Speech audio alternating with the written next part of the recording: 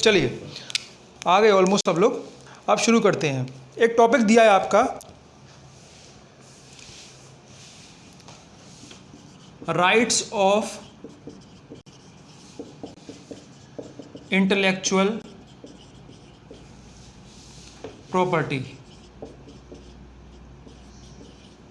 ठीक है, rights of intellectual property, Hindi में बोलते हैं बौद्धिक संपदा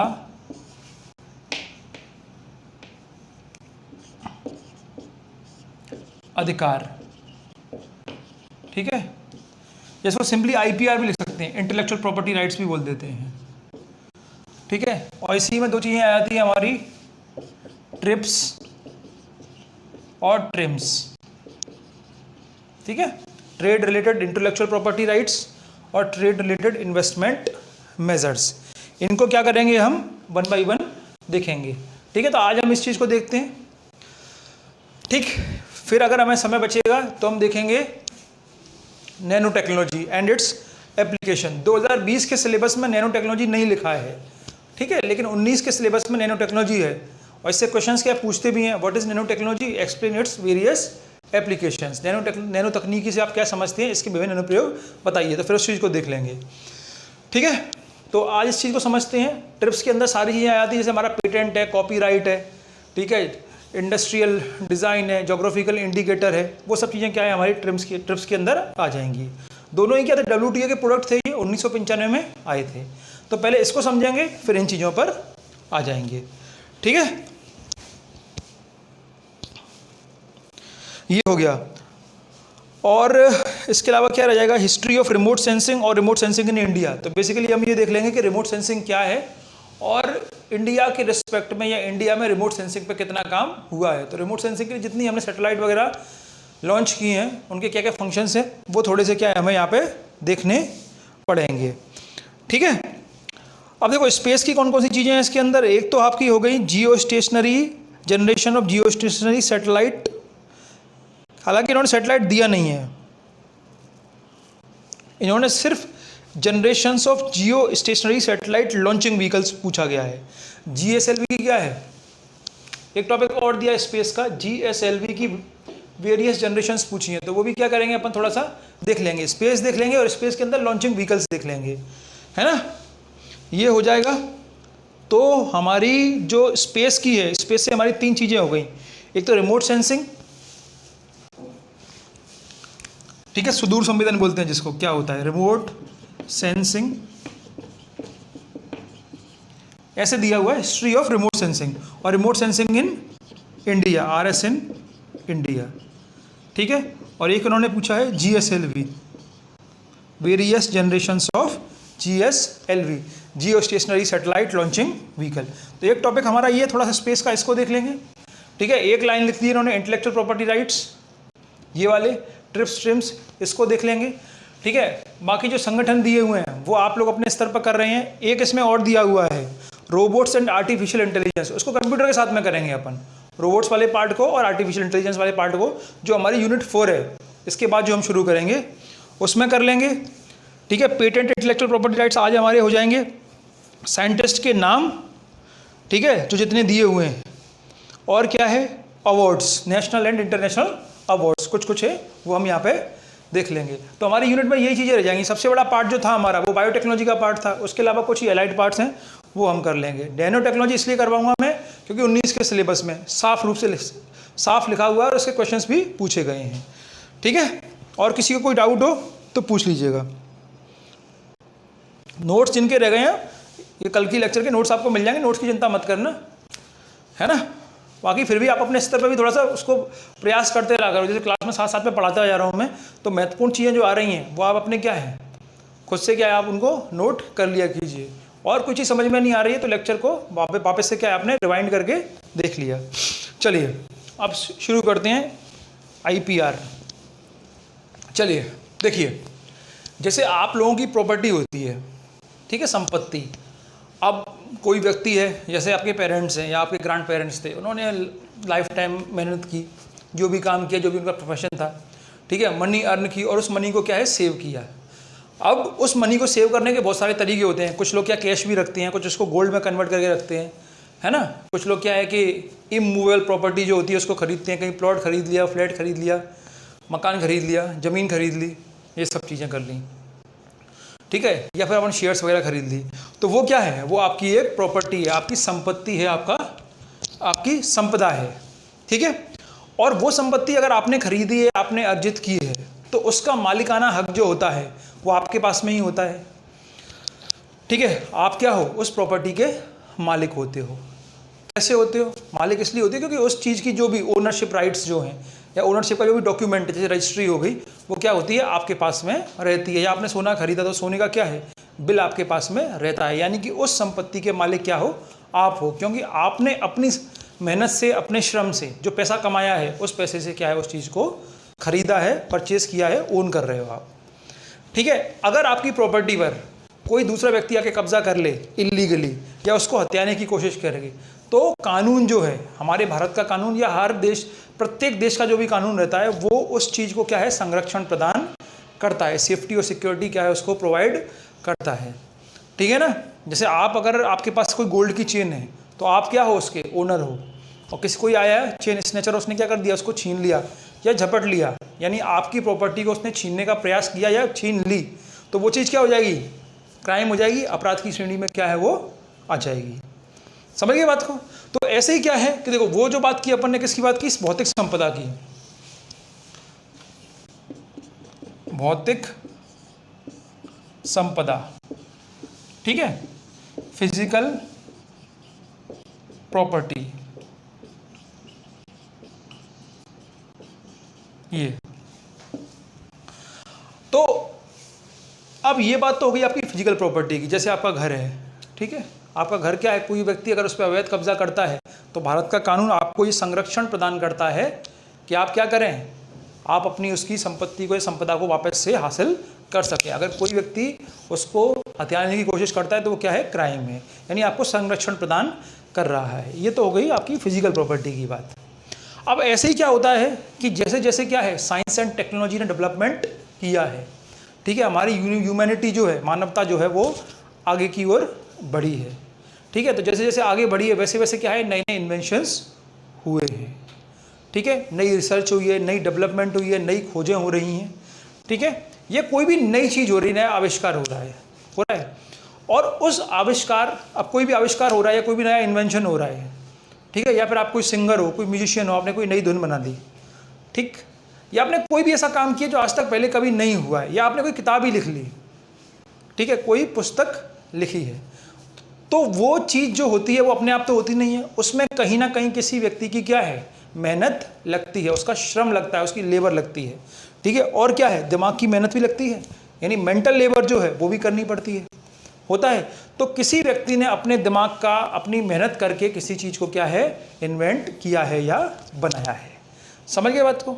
जैसे अगर मैं आज आपको ये चीज़ें पढ़ा रहा हूँ यहाँ पे, है ना, तो ये कहीं ना कहीं क्या है, मेरी इंटेलेक्चुअल प्रॉपर्टी है, क्योंकि ये चीज़ें मैंने कहाँ से छांटी हैं, कहीं ना कहीं किसी बुक से छांटी हैं, कहीं इंटरनेट से छांटी है, मतलब चीज़ें क्या है, फैली हुई हैं, उसको पढ़ा, मेंटल लेबर की, मेंटल एफर्ट किया, और उसमें से जो काम की चीज़ें हैं, जो MPPSC के एग्ज़ाम की रिक्वायरमेंट है, उसके अनुसार क्या कर लिया मैंने, इस चीज़ को लेके ले आया मैं यहाँ पे, ठीक है। या जो मैं नोट्स बना रहा हूँ, या जो भी चीज़ें बना रहा हूँ, वो क्या है, मेरी इंटेलेक्चुअल प्रॉपर्टी है, क्योंकि कहीं ना कहीं क्या है, मैंने उस चीज़ को अपनी मेहनत से अर्जित किया है, ठीक है। या फिर कई बार ऐसा होता है कि जैसे कोई प्राइवेट संस्था है, या कोई कोचिंग है, ठीक है, या कोई बुक की शॉप है, या कोई प्रिंटिंग प्रेस है, तो वो लोग भी क्या करते हैं कि बड़े बड़े राइटरों से क्या है, टाई अप करते हैं, ठीक है, और वो राइटर्स को क्या है, सैलरी अपनी दे रहे हैं कि आप इस एग्ज़ाम के रिक्वायरमेंट के अकॉर्डिंग कोई भी अपनी बुक क्या है, या वैसा कंटेंट लेके आइए, ताकि क्या करें कि हम एक बुक को क्या है, प्रिंट कर सकें, ठीक है।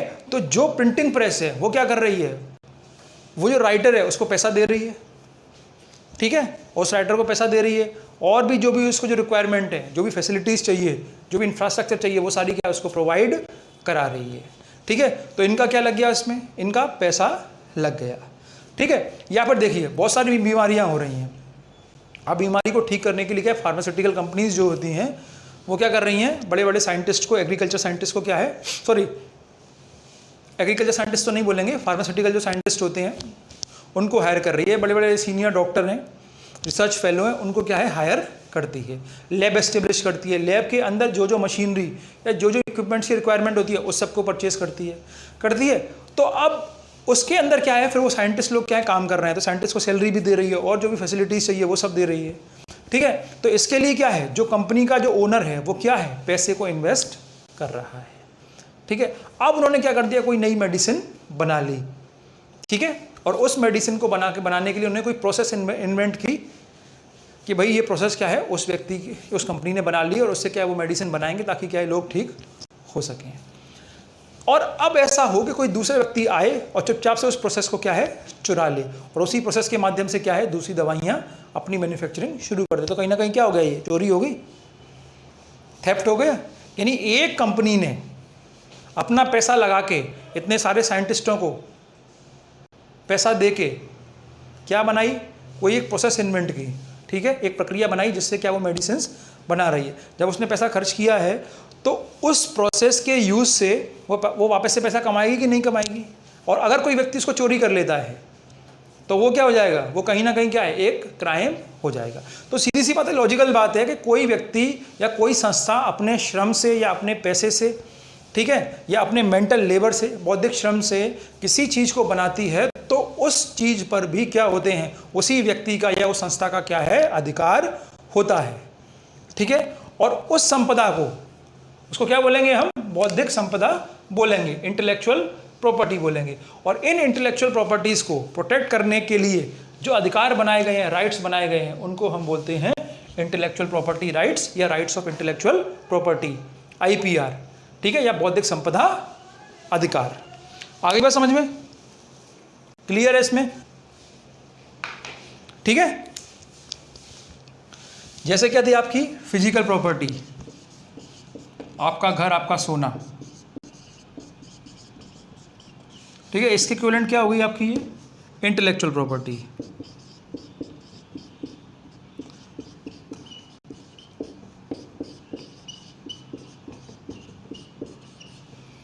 ठीक है, फिजिकल प्रॉपर्टी के जो भी राइट्स हैं, आपकी रजिस्ट्री वगैरह होती है, और इसको सुरक्षित करने के लिए कौन से राइट हो गए, आपके इंटेलेक्चुअल प्रॉपर्टी राइट्स हो गए, IPR हो गए।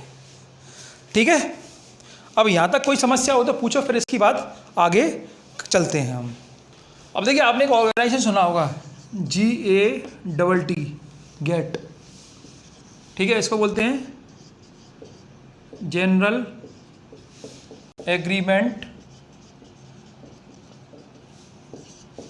On trade and tariff.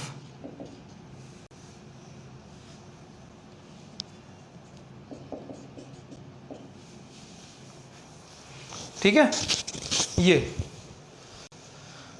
और इसका नया नाम क्या है, 1995 में 1995 में क्या बन गया था ये, WTO बन गया था, बना था वर्ल्ड ट्रेड ऑर्गेनाइजेशन।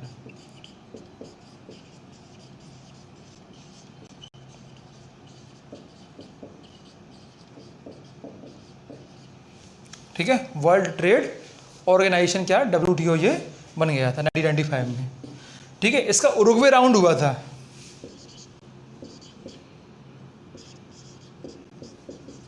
तो उरुग्वे राउंड में क्या है, जैसे WTO जो बेसिकली क्या है, WTO की जो मेंबर कंट्रीज हैं वो एक दूसरे को कुछ ना कुछ क्या है रिलायबिलिटी देती हैं। बिल्कुल सही बात है, मूवीज कॉपी कर लेते हैं कुछ लोग, तो उन पर भी IPR के तहत केस हो सकता है, होगा। बिल्कुल सही बात है, सही कह रहे हो आप, ये अपन आगे ही बात करेंगे। ठीक है, इंटेलेक्चुअल प्रॉपर्टी राइट्स के क्या है, हम वो एक ट्रिप्स जो भी पढ़ने जा रहे हैं उसके अंतर्गत हम ये सब चीज़ें देखेंगे। बिल्कुल सही बताया आपने, है ना। चलिए, तो इसका जो 1995 में उरुग्वे राउंड हुआ था, वहाँ पे दो कॉन्सेप्ट निकल के आए। दो कॉन्सेप्ट क्या है, एक आया ट्रिप्स और एक आया ट्रिम्स। ठीक है, ट्रिप्स एंड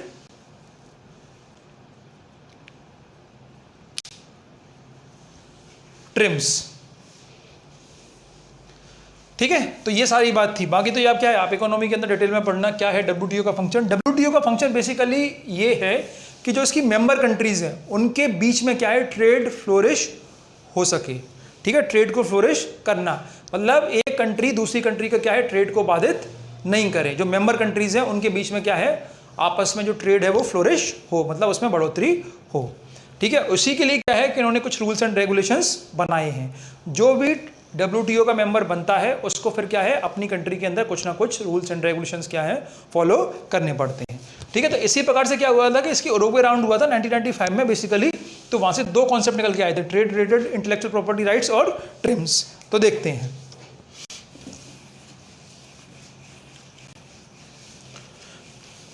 समझ गए ना इंटेलेक्चुअल प्रॉपर्टी क्या है।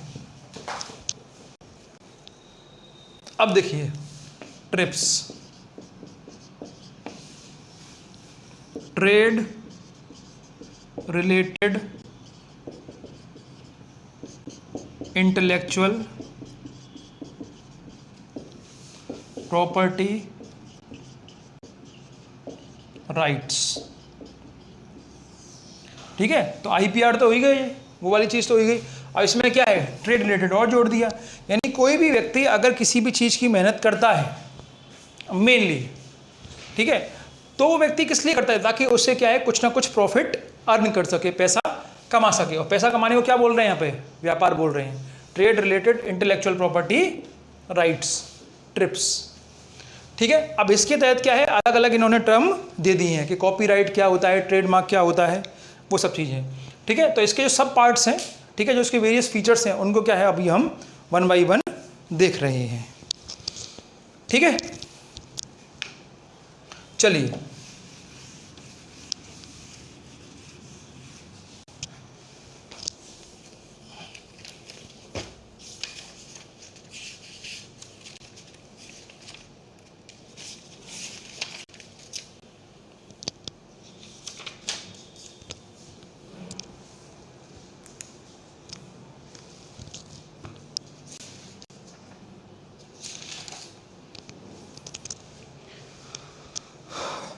तो पहला आता है पेटेंट।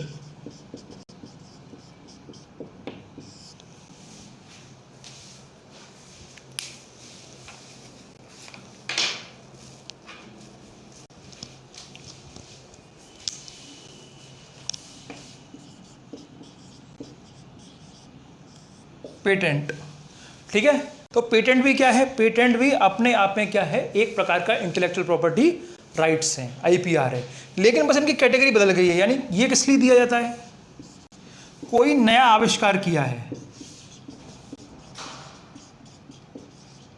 ठीक है, कोई न्यू इन्वेंशन,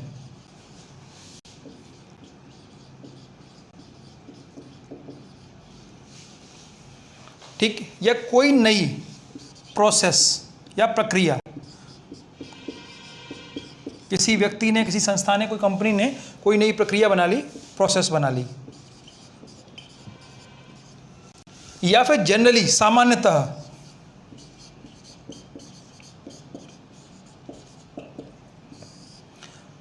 किसके लिए दिया जाता है, औषधि के लिए, मेडिसिन के लिए।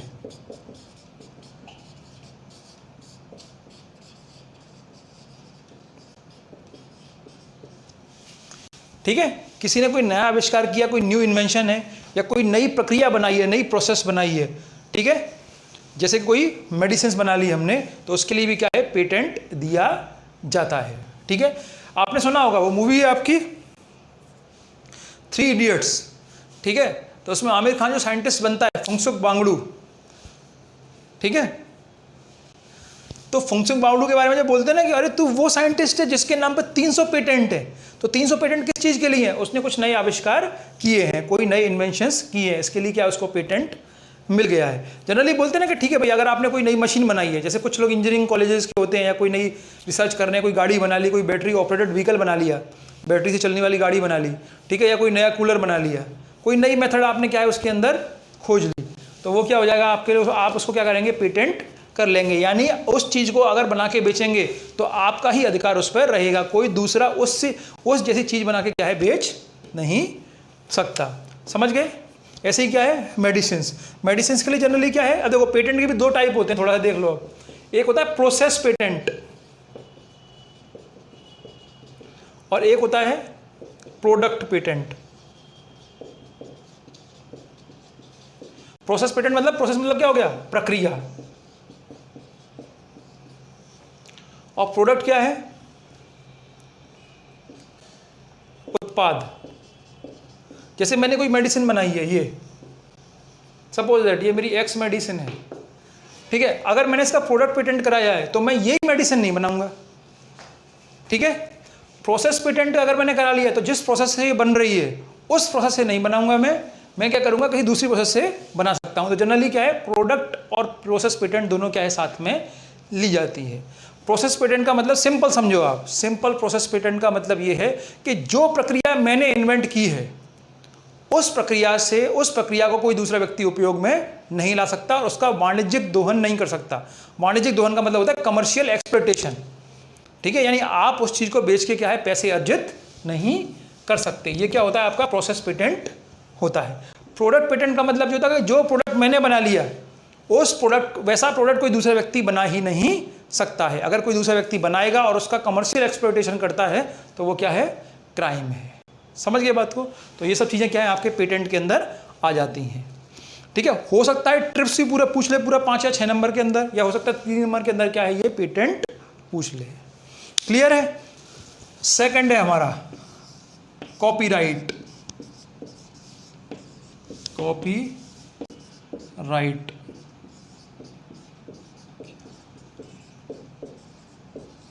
ये समझ गए। ये मेरे लिए किस लिए दिया जाता है, कोई भी क्रिएटिव एंड आर्टिस्टिक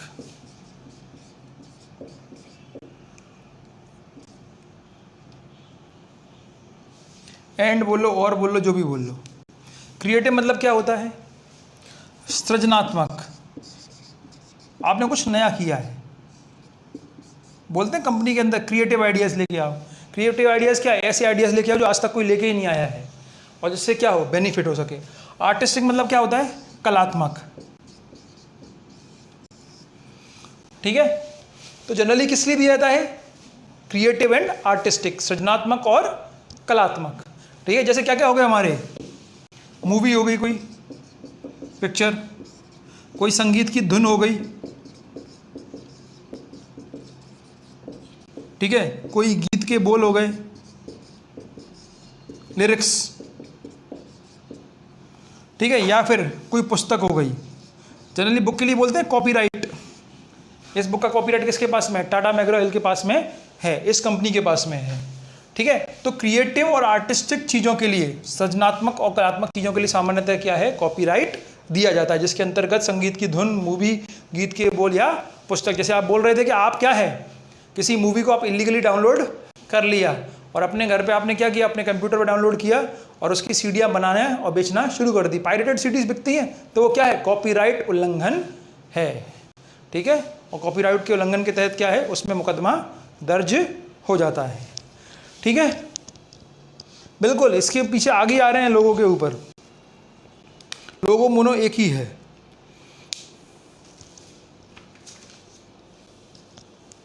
चलिए क्लियर है, ट्रेड मार्क, ठीक है। देखिए कोई भी एंटरप्राइज है या कोई उद्यम है,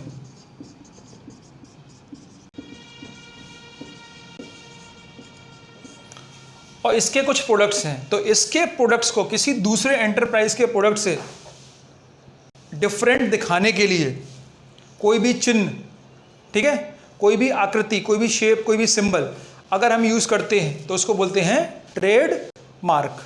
समझे। देखो जैसे टाटा की गाड़ियां आती हैं, टाटा, ठीक है, तो टाटा का जनरली कैसे लिखा रहता है, TATA, ठीक है। होंडा की गाड़ी आती हैं तो होंडा का जनरली कैसे बना होता है, ऐसे सीधा H बना रहता है। ये क्या हो गया आपका, होंडा का सिंबल हो गया, ठीक है। अगर ऐसे ह्युंडई की आ रही हैं, HYUNDI, ह्युंडई की क्रेटा आजकल बहुत चल रही है, तो उसमें थोड़ा सा क्या ऐसा तिरछा हुआ इस टाइप का क्या है, H बना रहता है, ठीक है। ये टाटा का, ये ऐसे ही मर्सिडीज, प्रीमियम कार बनाती है मर्सिडीज, तो आपने देखा है 3 तीर से बने होते हैं उसमें, इस टाइप के,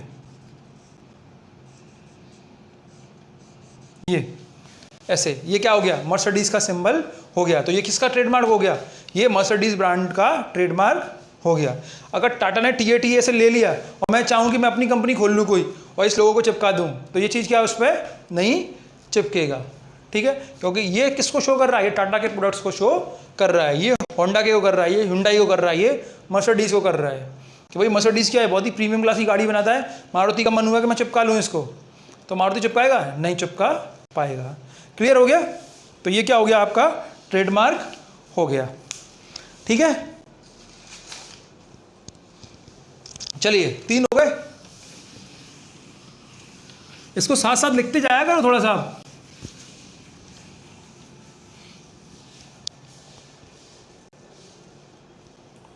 चलिए 4th लेते हैं, ज्योग्राफिकल इंडिकेटर, ठीक है, GI टैग बोलते हैं जिसको, GI टैग, भौगोलिक संकेतक,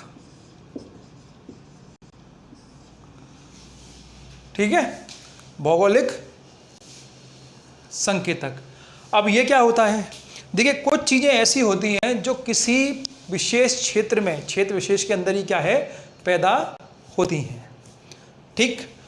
अब उन वस्तुओं के पैदा होने के पीछे या उन वस्तुओं के बनने के पीछे उस क्षेत्र विशेष की, हो सकता है कि मिट्टी की स्पेशलिटी हो, मृदा की, हो सकता है वहाँ की जलवायु की स्पेशलिटी हो, ठीक है, या वहाँ पर जो वेजिटेशन पाया जाता है उसकी स्पेशलिटी हो, या वहाँ के जो लोकल लोग हैं उनकी जो स्किल्स हैं, ठीक है, वो स्किल्स क्या है, वो पीढ़ी दर पीढ़ी सीखते हुए आ रहे हैं, उस वजह से हो। तो उस क्षेत्र के प्रोडक्ट को, कोई भी चीज़ हो, चाहे नेचुरल हो या मैन मेड हो, उस प्रोडक्ट को दूसरे प्रोडक्ट से क्या है, बिल्कुल क्या है, डिफरेंट बताने के लिए हम क्या करते हैं, उसको GI या ज्योग्राफिकल इंडिकेटर टैग दे देते हैं। जैसे बासमती चावल, ठीक है, नागपुरी संतरे, तो ये क्या है, ये संतरे कहाँ पर हैं, नागपुर में ही मिलेंगे, ठीक है। ये जो चावल हैं ये अपने क्षेत्र विशेष के अंदर ही मिलेंगे। जैसे एक होता है, अभी मिला था कुछ साल पहले, तिरुपति, जो तिरुपति बालाजी का मंदिर है, वहाँ पर लड्डू बनता है, तिरुपति लड्डू। तो ये क्या है, वहाँ के जो लोग हैं वही क्या है, उन्हीं के अंदर विशेष कला है जो क्या है, इसको बना पाते हैं, तो इसलिए इनको क्या है, ज्योग्राफिकल इंडिकेटर बोल दिया गया कि भाई तिरुपति लड्डू वही होंगे जो तिरुपति में ही बनेंगे। अगर अपन लोग चाहेंगे अपन अपने घर पे बना लें और उस पर तिरुपति लड्डू का क्या है नाम से बेचने लगे, तो वो भी क्या हो जाएगा, गलत हो जाएगा। आगे बात समझ में, जैसे मुरैना के अंदर गजक बनती है, ठीक है, तो जो स्वाद मुरैना की गजक में आएगा, जो क्रिस्पीनेस होती है, ठीक है, उसको क्या बोलते हैं अपन हिंदी में, जो भी बोलते हैं, इंग्लिश में तो क्रिस्पी बोलते हैं, खस्ता बोलते हैं, हाँ सॉरी, तो वो मुरैना के लोगों की स्पेशलिटी है। यहाँ पे ही बनेगी, ठंडों में बनेगी, जनरली नवंबर के एंड में बनना शुरू होती है, दिसंबर जनवरी तक चलती है, जब तक गर्मियाँ नहीं आती हैं, ठीक है। और यहाँ के जो लोकल कारीगर हैं उन्हीं की क्या है, वो एक खासियत है, स्पेशलिटी है, वो लोग ही क्या है, उस कला को बनाना जानते हैं। तो ऐसी मांग भी की जा रही है कि मुरैना की गजक को क्या है, GI इंडिकेटर दे दिया जाए, यहाँ के लोकल लोगों के द्वारा मांग की गई है, ठीक है। तो समझ में आ गया, यानी ज्योग्राफिकल इंडिकेटर क्या हो गया, ऐसी चीज़ें, ऐसे उत्पाद जो किसी क्षेत्र विशेष में होती हैं और उनके बनने के पीछे या उनके निर्माण के पीछे वहाँ की जलवायु, वहाँ की मृदा, ठीक है, या वहाँ की वनस्पति, या वहाँ के लोगों का लोकल कौशल जो है, लोकल स्किल्स जो है, क्षेत्रीय कौशल जिसको बोलेंगे, वो क्या है, जिम्मेदार होता है, तो उसको हम बोलते हैं ज्योग्राफिकल इंडिकेटर। चंदेरी साड़ी, कड़कनाथ मुर्गा, बिल्कुल सही बात है। असम टी, ठीक है ना, असम टी, दार्जिलिंग टी, बिल्कुल सही बोल रहे हो, बिल्कुल सही बात कही आपने, ठीक है। इंडस्ट्रियल डिजाइन, ठीक है, जैसे मैंने आपको ट्रेडमार्क बताया था ना, TATA वाला, या Hyundai वाला, उसी से मिलता जुलता है। लेकिन ये क्या करता है कि ये कोई भी प्रोडक्ट है, ठीक है, उसके शेप को, उसके साइज को, डिजाइन को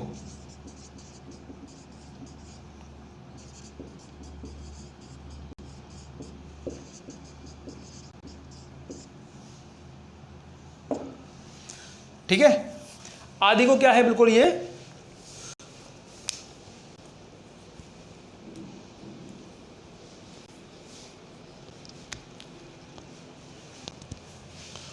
करता है, सॉरी, शेप साइज और डिजाइन को क्या है ये प्रोटेक्ट करता है। अब किस तरीके से, कैसे, क्या है, ये मैं आपको थोड़ा सा बता रहा हूं। इसका साइज की हिंदी में देख लेना क्या होगा, है ना, शेप तो मतलब आकार ही होता है, हिंदी में देख लेंगे, थोड़ा सा बता दूंगा मैं आपको। इंग्लिश में लिखा है शेप साइज और डिज़ाइन। देखो इसको आप इस तरीके से समझो, जैसे कोई एक बाइक आ रही है रॉयल एनफील्ड की बुलेट, ठीक है, या रॉयल एनफील्ड क्लासिक 350, सबने देखी होगी बुलेट बाइक। अब ऐसा कोई कंपनी कर सकती है कि सेम टू सेम, जैसे क्या है, कोई दूसरी कंपनी है, सपोज दैट कि वो कंपनी है आपकी बजाज, ठीक है, और रॉयल एनफील्ड ने जिस डिज़ाइन की मोटरसाइकिल बना दी, सेम टू सेम उसी डिज़ाइन को कॉपी मार के सेम टू सेम और अपनी बना दे बजाज। कर सकता है ऐसा? नहीं कर सकता है। इसको कौन सुरक्षा प्रदान कर रहा है? Industrial design. कोई स्पेयर पार्ट है, कोई प्रोडक्ट है, उसका शेप साइज और डिज़ाइन है एज इट इज़ हूबहू वैसा कोई नहीं बना सकता। मिलता जुलता बना देगा लेकिन सेम टू सेम वही क्या है, नहीं बना सकता। जैसे रॉयल एनफील्ड की मोटरसाइकिल है, ठीक है, काफ़ी अच्छी डिमांड है, अब लोग काफ़ी पसंद करते हैं, सबसे महंगी भी आती है जो इंडियन बाइक्स हैं। अब कोई दूसरा सेम टू सेम ऐसा बना देगा तो कहीं ना कहीं क्या है, ये रॉयल एनफील्ड के साथ में क्या है, ज़्यादती होगी, उनके साथ क्या होगा, इनजस्टिस होगा। तो उस चीज़ को क्या है, प्रोटेक्शन देने के लिए क्या है, इंडस्ट्रियल डिज़ाइन कॉन्सेप्ट आया है, शेप साइज और डिज़ाइन। समझ गए? हिंदी में क्या है, आकार आकृति थोड़ा बता दूंगा मैं आपको। माप, बिल्कुल ठीक है, सही बोल रहे हो, आकार, प्रकार, माप और आकृति, ये हो गया, ठीक है। चलो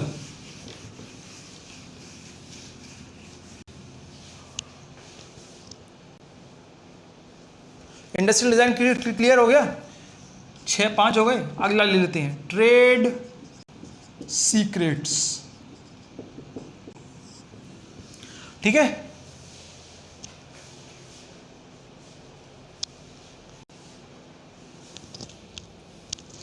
हिंदी में आप इसको ट्रेड सीक्रेट भी लिख सकते हो या हिंदी और शुद्ध हिंदी बोलेंगे तो व्यापार भेद, ठीक। अब आप इसको ऐसे समझो, ट्रेड सीक्रेट्स को, जैसे कोई कंपनी है, सपोज दैट, जैसे मैं काम कर रहा हूँ किसी प्राइवेट एंटरप्राइज के अंदर काम कर रहा हूँ, अगर कोई भी बात करें, जैसे सपोज दैट कि मैं टीवी की कंपनी में काम कर रहा हूँ, एलजी के अंदर काम कर रहा हूँ, ठीक है, मैं एम्प्लॉई हूँ। अब हर कंपनी के अंदर क्या है, अपने प्रोडक्ट को प्रमोट करने के लिए वो क्या है, अपने व्यापार को प्रमोट करने के लिए, ट्रेड को प्रमोट करने के लिए कुछ ना कुछ स्ट्रेटजी नई नई बनाते हैं कि भाई हम सामने वाली कंपनी से कैसे आगे बढ़ें, कैसे अपने प्रोडक्ट को सुपीरियर बनाएं, कैसे अपनी सर्विस को सुपीरियर बनाएं। उसके लिए सब लोग प्लानिंग करते हैं, सब लोग स्ट्रेटजी अपनी बनाते हैं, ठीक है। अब क्या हुआ कि उस कंपनी का जो व्यक्ति है वो तुरंत गया और उसने क्या किया, अपनी कंपनी के सारे सीक्रेट्स जाके और दूसरी कंपनी को बता दिए और शेयर कर दिए। और कोई बड़ी बात नहीं है, आसान बात है भाई। अगर मैं किसी कंपनी में काम कर रहा हूँ, कंपनी मुझे 2 लाख रुपए पर मंथ सैलरी दे रही है, सपोज दैट एलजी मुझे 2 लाख दे रही है, और मैं गया कि इसमें सैमसंग में चला गया और उन्होंने मुझे 3 लाख ऑफर कर दिए और मुझे बुलाया और बोला कि तुम्हारी कंपनी के अंदर कौन सी स्टडी चल रही है, वो सारे जो सीक्रेट हैं, सारे भेद हैं, वो आओ और तुम हमें बता दो, ताकि उनको काउंटर करने के लिए क्या है, हम भी अपनी स्ट्रेटजी या पॉलिसी बना सकें। समझ गए? तो इन चीज़ों को रोकने के लिए क्या है, ट्रेड सीक्रेट्स वाला फंडा आता है। यानी एक संगठन के, एक संस्था के या एक एंटरप्राइज के जो भी सीक्रेट्स हैं उनको वहाँ का एम्प्लॉय या कोई भी व्यक्ति दूसरी कंपनी के साथ शेयर नहीं कर सकता, और दूसरी कंपनी भी क्या है, उसको चुरा नहीं सकती। वो क्या है, अपराध की श्रेणी में आता है। तो इसको बोलते हैं ट्रेड सीक्रेट्स, ठीक है। क्लियर हो गया? चलिए, तो ये जो जैसे थे आपके सारे कॉन्सेप्ट मेनली इसके अंदर आ गए हैं। 5-6 क्या है अपन यहाँ पे ले चुके हैं। तो ट्रिप्स क्लियर हो गया। चलिए अगला देखते हैं।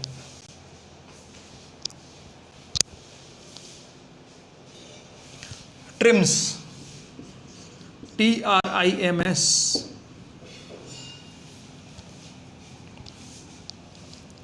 Trade related investment measures. ठीक है, ये भी 1995 में हुआ था। WTO के उरुग्वे राउंड का क्या था, ये ऑफशूट था, प्रोडक्ट था, वहीं से निकला था। ठीक है, व्यापार संबंधित निवेश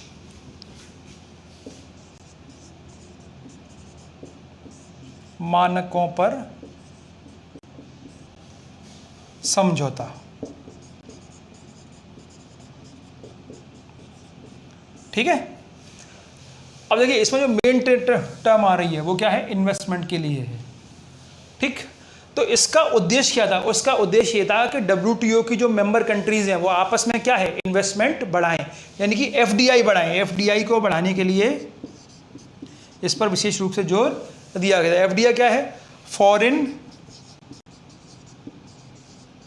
डायरेक्ट इन्वेस्टमेंट। ठीक है, FDI प्रत्यक्ष विदेशी निवेश। समझ गए। जैसे इंडिया के अंदर इतनी सारी ऑटोमोबाइल कंपनीज आ रही हैं या इलेक्ट्रॉनिक कंपनीज आ रही हैं। टोयोटा कहाँ की है, जापान की, तो जापान से क्या है, FDI के फॉर्म में आ गया। या कोई कंपनी आ रही है हमारे यहाँ के ब्रिज बना रही है, हमारे यहाँ कोई इंडस्ट्री सेटअप कर रही है, कोई भी काम कर रही है, पैसा लाई और भारत में लगा दिया, तो उसको बोलते हैं FDI, फॉरेन डायरेक्ट इन्वेस्टमेंट। तो ट्रिम्स का जो मेन उद्देश्य है वो क्या है, WTO की मेंबर कंट्रीज के अंतर्गत FDI या फॉरेन डायरेक्ट इन्वेस्टमेंट को बढ़ाना। ठीक है, ऐसा कोई GI टैग का टाइम ड्यूरेशन नहीं होता। क्यों होगा टाइम ड्यूरेशन? टाइम ड्यूरेशन का ऐसा कोई लॉजिक ही नहीं है। जैसे आपने कोई बुक लिखी तो बुक के लिए आपको कॉपीराइट दे देते हैं 20 साल के लिए, सामान्यतः जनरली कि ठीक है भैया 20 साल आपने लिखी, आपने मेहनत की और 20 साल में आप उसका इतना वाणिज्यिक दोहन कर लेंगे, कमर्शियल एक्सप्लॉयटेशन कर लेंगे कि जितना आपने उसमें इन्वेस्टमेंट किया है, अपना दिमाग लगाया है, मेहनत की है, उतना पैसा आपको मिल गया। लेकिन GI में क्या है बताइए आप मेरे को, जो लड्डू तिरुपति में मिल रहे हैं, बन रहे हैं, कोई और नहीं बना सकता उसको, कोई दूसरे क्षेत्र का नहीं बना सकता। तो GI में ऐसा कोई मुझे टाइम वाला मिला नहीं है। अगर आपको कुछ मिला हो तो आप मुझे बताइएगा, फिर अपन उसको देख लेंगे, डिस्कस कर लेंगे, कोई समस्या नहीं है। ठीक है, ट्रिम्स की बात कर रहे हैं। अब ट्रिम्स के अंदर मेनली क्या क्या बातें की गई हैं उनको समझते हैं और वो मैं आपको फिर बताता हूँ।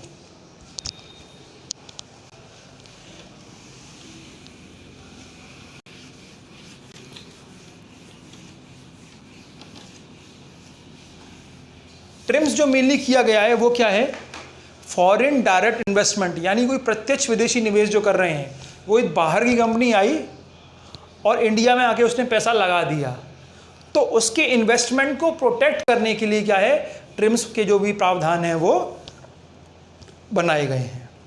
समझे कैसे बनाए हैं, किस प्रकार से काम कर रहे हैं।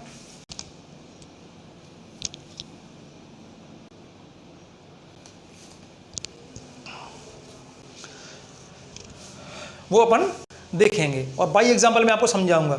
ये एग्जाम्पल बिल्कुल वैसे नहीं है, सिर्फ व्यवहारिक है, मैं आपको समझाने के लिए बताऊंगा किस प्रकार से क्या क्या कर रहे हैं। ठीक है, अब देखिए इसके अंदर कुछ रूल्स बना दिए गए हैं, ऐसा ऐसा काम क्या है मेंबर कंट्री या होस्ट कंट्री नहीं करेगी। ठीक है, फिर भी कुछ छूट दे दी है ताकि आप अपने डोमेस्टिक कस्टमर्स को, तो सॉरी डोमेस्टिक जो आपके क्या हैं व्यापारी हैं, डोमेस्टिक लोग, उनको बचा सकें। लेकिन फिर भी मैं आपको बता रहा हूँ कि क्या क्या इसके अंदर चीज़ें रोकी गई हैं। पहला है स्थानीय माल की अनिवार्यता।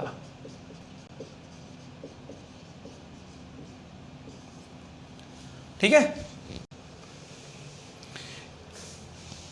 अब ये क्या चीज़ है, देखिए मैं US का रहने वाला एक बहुत बड़ा व्यापारी हूँ। ठीक है, और मैं इंडिया के अंदर आया और मैं इंडिया के अंदर मैंने कोई बिस्किट की फैक्ट्री लगा दी। क्या लगा दी? बिस्किट फैक्ट्री लगा दी। ये ठीक है, और इस बिस्किट का रॉ मटेरियल क्या है? माना गेहूं से बन रहा है, ये व्हीट से।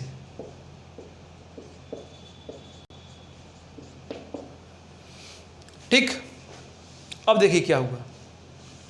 मैं व्यापारी अमेरिका से आया और मैंने यहाँ पे अपना पैसा लगा दिया और मैंने फैक्ट्री सेटअप कर दी, फैक्ट्री सेट कर दी, सारे नॉर्म्स क्लियर करा लिए, इंफ्रास्ट्रक्चर डेवलप कर लिया, ठीक है, लेबर भी हायर कर ली, उनको थोड़ा बहुत एडवांस सैलरी वगैरह सब दे दी और उनको भी क्या, उनकी ट्रेनिंग वीनिंग सब करा दी, मेरा पैसा लग गया।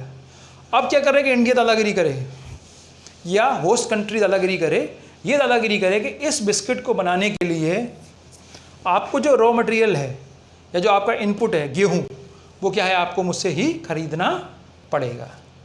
ठीक, अब देखो इसमें मैंने क्या चालाकी की, क्या बदमाशी की, होशियारी की मेंबर कंट्री ने। सपोज दैट गेहूं की कॉस्ट कितनी है? 1000 रुपये पर केजी, सॉरी 1000 रुपये क्विंटल। समझने के लिए वो समझना, इतना नहीं है। एक क्विंटल का कीमत कितना है? 1000 रुपये है। ठीक है, मैंने एमएसपी कितना दे दिया? अपने किसानों का फ़ायदा कर रहा हूँ मैं, 1000 रुपये। लो भैया 1000 रुपये एमएसपी लो, ठीक है, और मैंने परचेज़ के टाइम पर इस पर कुछ टैक्स वैक्स लगा दिए, जो भी चीज़ें, और सारे टैक्स वैक्स लगा के मैंने इसको कर दिया 2500 रुपये पर केजी का। और मैंने इसको ब्लैकमेल किया कि ठीक है, अगर फैक्ट्री चलानी है तो मेरे इससे ही गेहूं क्या है, खरीदना पड़ेगा 2500 रुपये प्रति क्विंटल के हिसाब से। ठीक, ये बात हो गई। दूसरी बात क्या हो गई? अगर यही व्यापारी उसी गेहूं को अमेरिका से खरीदता है या चाइना से खरीदता है, सपोज दैट, वहाँ पे परचेज भी कर रहा है, जहाज़ में वो चीज़ें लद के भी आ रही हैं, ठीक है, और पोर्ट से उसके यहाँ भी आ रही हैं, और उसको पड़ रहा है ये 1500 रुपये पर क्विंटल, सारे खर्चे लेने के बाद में। तो यहाँ पे कितना है, कितना डिफरेंस है? आ गया 1000 रुपये का आ गया। अगर ये 2500 में ख़रीदता है तो प्रॉफिट चलेगा इसका? नहीं चलेगा, प्रॉफिट मिलेगा ही नहीं, क्योंकि इसकी जो मटेरियल की कॉस्ट है वही बढ़ जाएगी, इसको घाटा पड़ रहा है, ये यहाँ से खरीद सकता है। तो ये मैंने आपको एग्जांपल दिया है। तो आप स्थानीय माल की अनिवार्यता जो है वो आपकी डोमेस्टिक जो क्या है गुड्स है उसको क्या है मैंडेटरी नहीं कर सकते, ये फ्री है, कहीं से भी ले सकता है जहाँ से इसकी इच्छा है। समझ गए बात को? तो ये एक चीज़ हो गई स्थानीय माल की अनिवार्यता, ठीक है, mandatory two by domestic goods, तो ये यहाँ पे नहीं करेंगे। क्लियर है? व्यापार संतुलन की अनिवार्यता, ठीक है, बैलेंस ऑफ ट्रेड बोलते हैं इसको।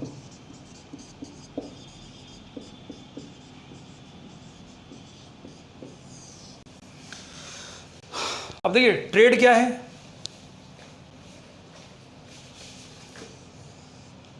बैलेंस ऑफ ट्रेड क्या है? इंपोर्ट और एक्सपोर्ट, ठीक है, ये आयात और ये निर्यात। अब ये कोई एफडीआई वाली कंपनी आ गई और गवर्नमेंट उसको फोर्स कर रही है कि आप जितना माल बाहर से मंगा रहे हो, यानी जितना इंपोर्ट करवा रहे हो, उसी अमाउंट में आपको एक्सपोर्ट भी करना पड़ेगा। हो सकता है वो एक्सपोर्ट करना ही ना चाहे, वो क्या करे, अपनी डोमेस्टिक सप्लाई कर दे। डोमेस्टिक सप्लाई में उसे इतना प्रॉफिट हो रहा है, ठीक है, कि उसका काम क्या है, बड़े आराम से मज़े से चल रहा है। तो जो इंपोर्ट एक्सपोर्ट या बैलेंस ऑफ ट्रेड या व्यापार संतुलन की अनिवार्यता है उस एफडीआई के ऊपर क्या है, लागू नहीं होगी। समझ गए? तो पहला कौन सा हो गया हमारा, स्थानीय माल की अनिवार्यता, डोमेस्टिक गुड्स की, और दूसरा क्या हो गया, व्यापार संतुलन, बैलेंस ऑफ ट्रेड, ठीक है। तो इसके लिए भी क्या है, हम आपको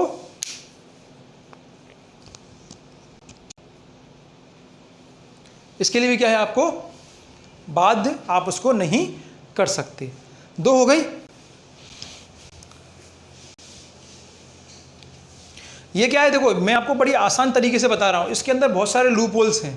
कुछ चीज़ें ऐसी होंगी कि हाँ इसको करना चाहिए, ठीक है, लेकिन जो ट्रिम्स के अंदर है वो ये प्रावधान किए गए हैं और मैं आपको बहुत ही आसान तरीके से बता रहा हूं कि ऐसा करने से क्यों रोक रहे हैं।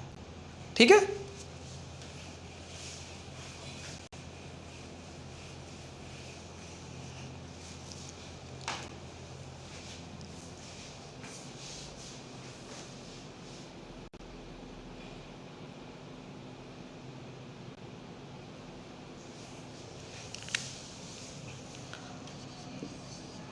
थर्ड है विदेशी पूंजी प्रतिबंध।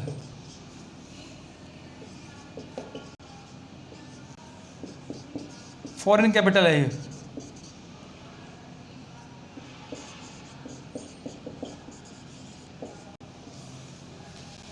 एक सेकंड जरा होल्ड करना उसको।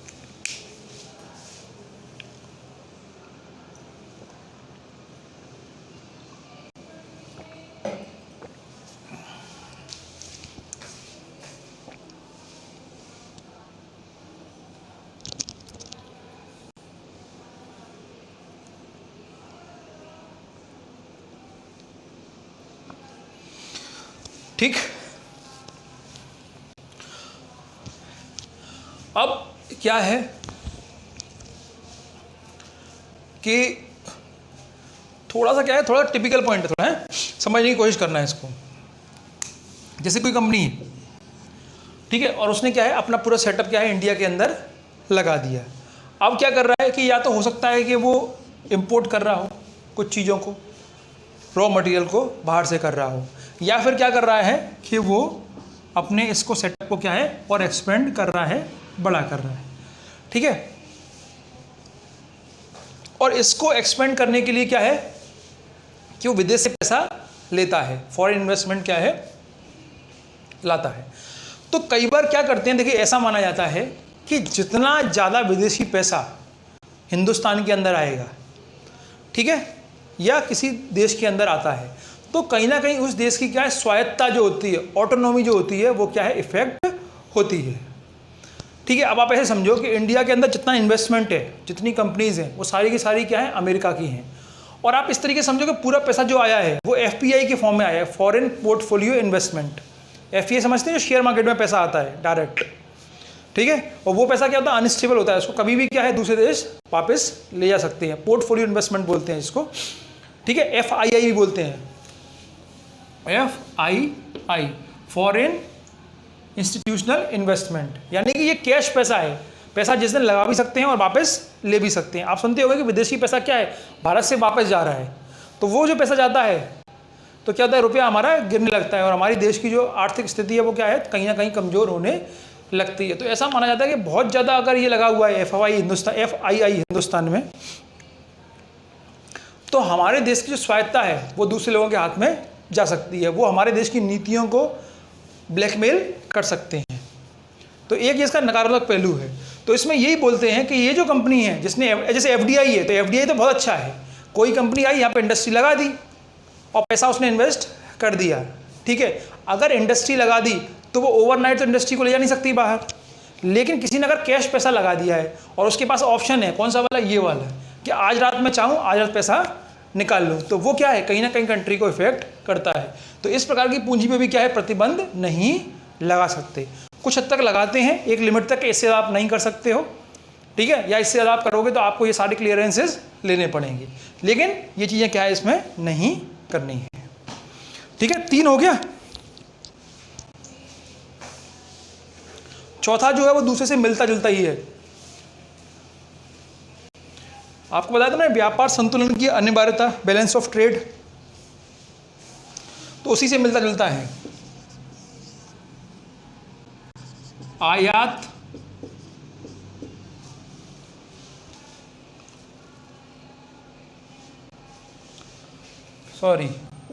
आयात व निर्यात प्रतिबंध। ठीक है, अब देखिए इसमें क्या हो रहा है, जैसे मैंने आपको एक चीज़ बोली थी कि बैलेंस ऑफ पेमेंट करना है, यानी मैं जो प्रोडक्ट बना रहा हूँ, गवर्नमेंट मेरे ऊपर प्रेशर डाल देगी, उतने प्रोडक्ट क्या है आपको एक्सपोर्ट करने पड़ेंगे। ठीक है, तो ये किसकी हो गई, आपकी निर्यात की अनिवार्यता होगी। आयात की कैसे हो गई, सपोज मैं कुछ चीज़ बना रहा हूँ, जैसे मैंने कोई मेडिसिन बनाई, ठीक है। अब उस मेडिसिन की या उस प्रोडक्ट की डिमांड क्या है इंडिया के अंदर, बहुत ही ज़्यादा है, ठीक है। और मैंने क्या कर दिया, मैं गवर्नमेंट हूं और मैंने इस कंपनी को बोला कि आप अपने प्रोडक्ट को बाहर नहीं बेचोगे, आप क्या करोगे, निर्यात नहीं करोगे, जितनी चीज़ें आप बना रहे हैं पूरा का पूरा क्या करो, हमारे देश में ही बेचो, आप निर्यात नहीं करो, क्योंकि मेरी डोमेस्टिक डिमांड क्या है, बहुत ज़्यादा है। लेकिन डोमेस्टिक डिमांड में इसको प्रॉफिट ही नहीं है, इसको प्रॉफिट क्या है, बाहर है, या हो सकता है कि अपनी होम कंट्री में, वरना अमेरिका का क्या है, व्यापारी है और अमेरिका में इस चीज़ की डिमांड ज़्यादा है और गवर्नमेंट उससे कह रही है, अमेरिकन गवर्नमेंट कि तुम हमारे यहाँ भेजो, और ये वहाँ पे भेजना भी चाहता है और हमने क्या कर दिया, इसको रोक दिया, ठीक है। तो ये सब चीज़ें क्या है, ऐसे भी क्या है, बाउंडेशन जो है हम इसके ऊपर नहीं लगाएंगे। तो मेनली जो है वो ट्रिम्स के अंदर ये 4 चीज़ें आती हैं, ठीक है। क्लियर हुआ कि नहीं हुआ? इसमें अगर कोई भी डाउट हो तो पूछ लेना। 4 चीज़ें हैं, एक तो हो गई स्थानीय मालिक की अनिवार्यता, डोमेस्टिक गुड्स की, ठीक है। दूसरी क्या है, बैलेंस ऑफ ट्रेड, व्यापार संतुलन की अनिवार्यता। तीसरा मैंने क्या बताया था, विदेशी पूंजी प्रतिबंध नहीं करेंगे। और चौथा क्या है, आयात निर्यात की अनिवार्यता, कितना करना पड़ेगा, इतना नहीं करना पड़ेगा, प्रतिबंध नहीं लगा सकते, ठीक है। इसमें कोई भी समस्या हो तो अभी आप मेरे से पूछो, फ्री क्या है, तभी अपन आगे बढ़ेंगे। आगे समझ में?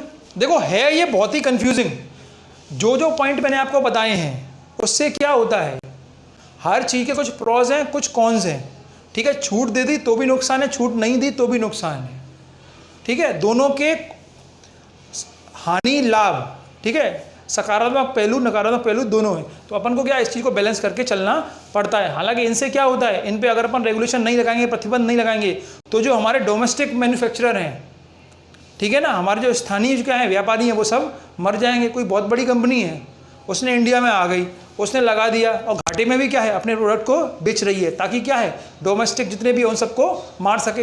1-2 साल के अंदर सारी डोमेस्टिक कंपनीज क्या है, हमारी बंद हो गई, अब उनकी मोनोपोली आ गई और उसके बाद क्या है, वो अपनी मनमानी करने लगे, ठीक है। तो वैसा भी नहीं कर सकते, ये इसका क्या है, एक मिला जुला स्वरूप लेके चलना पड़ता है, ताकि हमारा भी नुकसान नहीं हो और उनका भी नुकसान नहीं हो।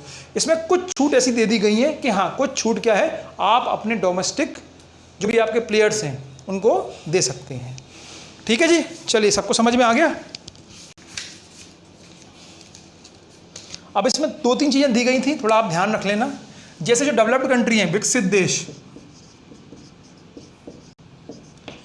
ठीक है, जब ये 1995 में आया था तो बोला गया था। अब आज अगर कोई हम समझौता लेके आ गए और साइन कर दिए तो ओवरनाइट तो लागू होगा नहीं, तो टाइम देते हैं। तो विकसित देश जो है, डेवलप्ड कंट्री, उनको बोला गया आप 1997 तक क्या है, लागू करो, ठीक है। जो विकासशील देश हैं,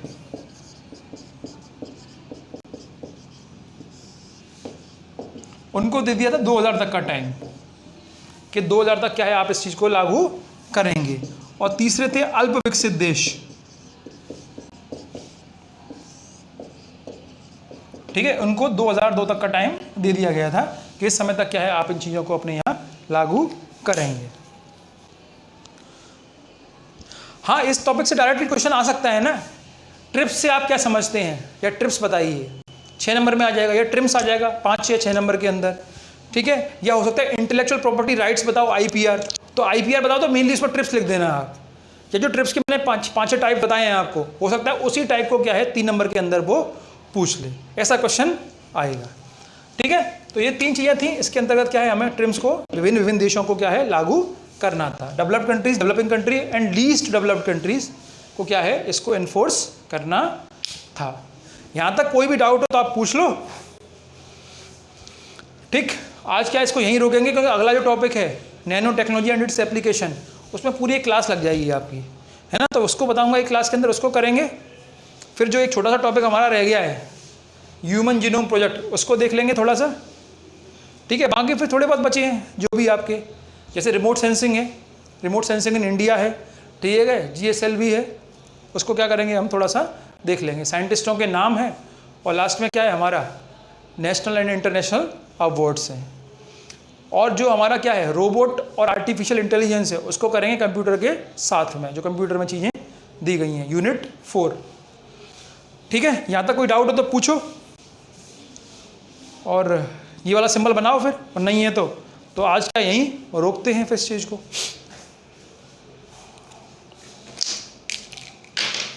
नोट्स जो है वो आपको मिल जाएंगे, नोट्स की चिंता मत करना, दे दूंगा मैं आज। और एक चीज़ और सभी के लिए बड़ी महत्वपूर्ण बात, देखो ऐसा है कि लॉकडाउन का समय है, लोगों के लिए बहुत ही फ्रस्ट्रेटिंग है, ठीक है। तो इसमें अपने आप को खुश रखने की कोशिश करें, बिल्कुल पॉजिटिव रहें, ठीक। जितनी मेहनत हो सकती है उतनी करें, ईश्वर में असीम आस्था रखें, जो भी होगा अच्छा होगा। लॉकडाउन के बादल हैं, ठीक है, या कोरोना का संकट है, आज नहीं तो कल, कल नहीं तो परसों क्या है, छठ ही जाएगा, है ना। परीक्षा होगी ही, अभी तो चलो ठीक है, बहुत अच्छे से हो रही है यार। मुझे पता है 2013 की परीक्षा जो थी वो तो बहुत लेट हुई थी। 2013 की परीक्षा का रिजल्ट जो आया था वो 2016 में आया था, हाँ 2016 में, वो भी अगस्त सितंबर, 3-3 साल लोगों ने वेट किया है। पहले तो 4-4 साल करते थे, लेकिन एक बार हो गया उसके बाद फिर कोई नहीं पूछता। तो बिल्कुल पूरी तरीके से पॉजिटिव रहें, ठीक है। और एक जो अभी घटना हुई है जिससे क्या है, पूरा देश क्या है, सदमे में है ना। खासकर युवा लोग जो हैं वो बहुत ही ज़्यादा सदमे में, कह रहे क्या हुआ, कैसा हो गया। जो एक बॉलीवुड सेलिब्रिटी था सुशांत सिंह राजपूत, है ना, जिसने सुसाइड कमिट कर लिया, बहुत ही दुखद घटना है। जो भी सुन रहा है, जिसको भी मालूम चला, बिल्कुल शॉक हो गया, अरे ये हो क्या गया है। क्योंकि वो एक मिडिल क्लास जो अपन लोग हैं, अपन जैसे लोगों का ये रोल मॉडल था, एकदम एक साधारण से परिवार से उठकर और फिर इतना बड़ा स्टार बनना बहुत बड़ी बात होती है। और इंजीनियरिंग का भी टॉपर था, जो पहले एक एग्ज़ाम हुआ करती थी AIEEE, all India engineering entrance exam, ठीक है। अब तो JEE होती है, IIT JEE वाला, उसी से IIT NIT मिलते हैं। पहले दोनों अलग, दो अलग होते थे, IIT की परीक्षा अलग और AIEEE की अलग। जो NIT है, जो DCE है, दिल्ली कॉलेज ऑफ इंजीनियरिंग, वैसी परीक्षा होती थी। तो उसमें टॉप 7 में रैंक थी उसकी। कितना इंटेलिजेंट मतलब स्टूडेंट वो होगा, है ना। और कितनी मतलब एकदम नेचुरल जो मूवीज़ बनाता था उस टाइप से था। तो उसने सुसाइड कमिट कर लिया, तो कहीं ना कहीं क्या है, डिप्रेशन का शिकार था। अब बहुत सारे उसकी थ्योरी चल रही हैं कि मीडिया हाउस ने उसको ब्लैकमेल कर दिया, ब्लैकलिस्ट कर दिया, जो भी कर दिया। लेकिन सबसे जो प्रीशियस है, जो सबसे इम्पोर्टेंट है, वो है हमारा जीवन। कहते हैं ना, जान है तो जहान है, ज़िंदगी है तो सब कुछ है। तो अगर किसी को ऐसा लगे, नेगेटिव थॉट आए कि अरे ये क्या हो रहा है, एकदम मोनोटोनस लाइफ है, सब लोग पक गए हैं, मैं भी समझता हूँ, मैं भी पक गया हूँ। जिससे बात करो वो पक गया, कोई काम चल ही नहीं रहा है, ना बिजनेस चल रहा है, ना पढ़ाई चल रही है, ना मतलब जो गवर्नमेंट जॉब है वो भी नहीं चल रही है, सब ऐसे क्या है, रेंगते रेंगते चल रहे हैं। तो अगर इस प्रकार के कोई भी थॉट आए तो कुछ नहीं है, ठीक है, ये समय निकलेगा, आज नहीं तो कल, कल नहीं तो परसों, परसों नहीं तो नरसों। ज़्यादा से ज़्यादा क्या होगा, 20 निकल जाएगा हमारा, तो 2020 निकल जाएगा, लेकिन उसके बाद तो आएगा। और उसके बाद की ज़िंदगी होगी वो चीज़ें क्या है, बहुत ही ज़्यादा सुखद होंगी, ठीक है। तो बिल्कुल पॉजिटिव रहें, घबराएं नहीं, किसी भी चीज़ से चिंता करने की ज़रूरत नहीं है। हम जो कर रहे हैं बहुत अच्छा कर रहे हैं, जो हो रहा है अच्छा हो रहा है और अच्छा ही होगा, ठीक है। जितनी पढ़ाई हो रही है उतनी करें, बाकी टाइम में एंजॉय करें, है ना, खुश रहने की कोशिश करें, बोर नहीं हो, ठीक। नेगेटिव थॉट आने दो, थॉट्स हैं, आ रहे हैं, थोड़ी देर के लिए आएंगे, आप खुद भी महसूस करते होंगे। कभी आप बहुत ज़्यादा नेगेटिव होते होंगे, कभी आप बहुत ज़्यादा पॉजिटिव होते होंगे। ये तो क्या ह्यूमन साइकोलॉजी ऐसे चलती है, ठीक है, वो वेव चलती है ना ऐसे, इस टाइप से। तो कभी बहुत ऊपर पीक पर, तो कभी बहुत नीचे। तो ऐसा कभी लग रहा है बोल्डम आ रही है, चीज़ें कैसे हो रही हैं, कोई घबराने की जरूरत नहीं है। जितनी पढ़ाई हो रही है उतनी करो, मेरे साथ पढ़ रहे हो, इन चीज़ों को पढ़ो, क्वेश्चंस की प्रैक्टिस करो, और भी जो चीज़ें आप कर रहे हैं उनको करते रहो, प्रीलिम्स की तैयारी है करते रहो, ठीक है ना। लेकिन एक दिन आएगा, सब चीज़ें स्मूथ। दोस्तों ऐसी और वीडियोस के लिए सब्सक्राइब कीजिए परीक्षा चैनल को और बेल आइकन दबाना ना भूलें। और अगर आप तैयारी कर रहे हैं तो प्रैक्टिस के लिए अभी डाउनलोड करें MP परीक्षा ऐप।